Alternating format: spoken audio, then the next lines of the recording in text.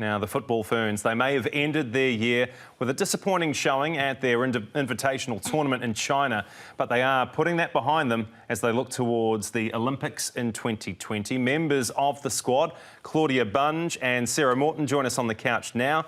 Guys, great to see you. Thanks for coming in. Thank you. Now, Claudia, the invitational tournament in China, that represented your first outing for the football Ferns. What did you gain from that experience? Heaps, yeah. It was an awesome experience. I was really delighted to hear that I got picked for the squad, and to get my first start was, incredible. You were originally picked for injury cover, but Tom Samani said your performances over there, it seemed like you're a 100-cap Test veteran of the game. I guess, do you feel like you've earned an outright spot in the team now? Yeah, I've done a lot of work behind the scenes, and I think, due to circumstances with Mouse and Abby not being available, I was fortunate enough to, been given an opportunity, and I wasn't really expecting much going onto tour. I was kind of, maybe expecting a little bit of game time, but I think with the formation we played worked in my favour. So yeah, I was really stoked to be able to get a start. So yeah, I was really pleased. Sarah, by comparison, you're like a veteran. You're an old timer. You've been around 18 months. Yeah, it's gone quickly. In that time, how have you seen the team, the squad, develop as a whole? And how about your own personal development?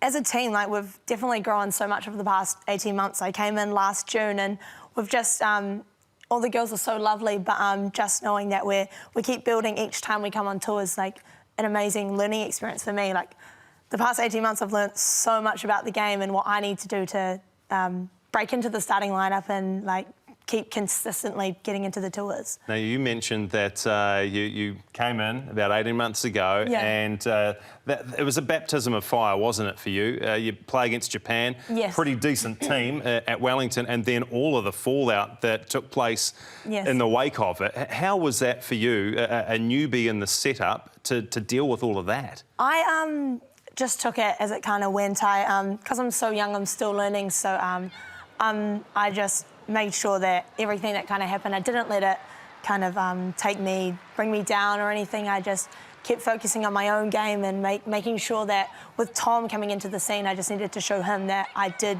still deserve to be on those tours and in those teams. You said just before that you've worked out what you need to do to ensure that you get the most game time. What is that then? I'm definitely focusing on my technique and my skill work. Coming up against Ali Riley as a starter who's been there for so many years now, just looking at the way she plays and all the skills that she brings to the game, I definitely think that in order to compete with her, I just need to keep building on my technique and, yeah, really break into that spot. As a team, you guys don't have any games left for the end of the year. In 2019, I think you lost 9 out of 12 of your games. Have you, as a team, talked about 2019 and how you would assess your performance? Yeah, we have. We've decided to be a lot more clinical in our performances. It's just, we find that it's not good enough anymore just to go and compete with the teams. We really need to start getting wins and more, scores on our side. So we're definitely becoming more of a clinical team and just making sure that we've really put the ball in the back of the net more. Claudia, for you, being a newbie to the setup, what's it like, that step up and the intensity around, team review sessions and things like that? The hard words being spoken in there, and are you ready for that? Yeah, there's a lot more accountability, which I appreciate. I really think it's a good environment to step into. It's really professional. But, it kind of has to be. We're at kind of like a cutthroat kind of part of the year going into the Olympics next year as well. So you have to be super critical. And especially, like Sarah said, if we're wanting to, get results. And obviously, we haven't been doing that so much in the past. So you do have to be, quite critical and, Yeah, Sarah, we had high hopes heading into the World Cup. Yes. Winless, unfortunately. Yeah. What happened over there, and what experiences can you take from that? We just, I'm not too sure about that. We just didn't get the results on the day. As a team, we had a really great build-up. We just went into the World Cup, and at the end of the day, it's just who wins and loses. So we are building on that. We review the World Cup and the games constantly, but yeah, we're just looking to improve on our performance next year, especially, and get further than we did at the World Cup.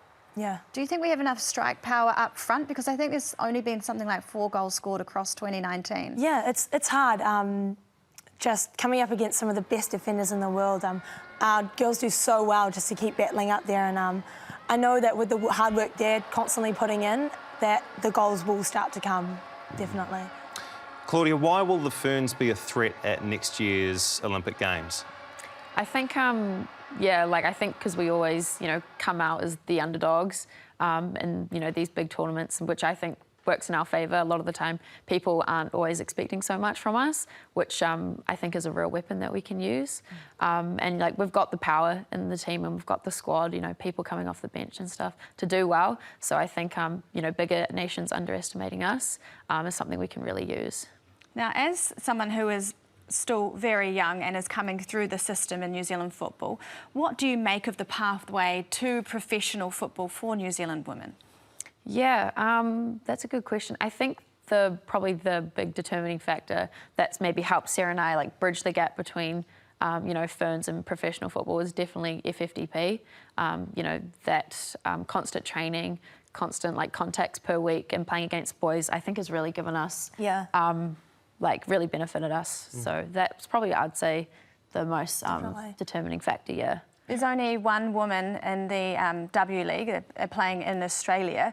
Do you think that there is enough support here to allow you to really go forth with your football careers? I definitely think that being in the FFDP, we've definitely been able to get an inside glimpse on how the girls go about trying to break into the professional leagues. We've had so many girls now from the FFDP getting the opportunity, most recently Paige Satchel and Nicole Stratford going over to Germany and playing professionally over there. It's definitely becoming a lot more realistic for us and having that opportunity to break into those leagues, which is amazing. Lovely to chat to you ladies this morning. Football Ferns, Claudia Bunge, Sarah Morton, thanks for your time on Sky Sport News.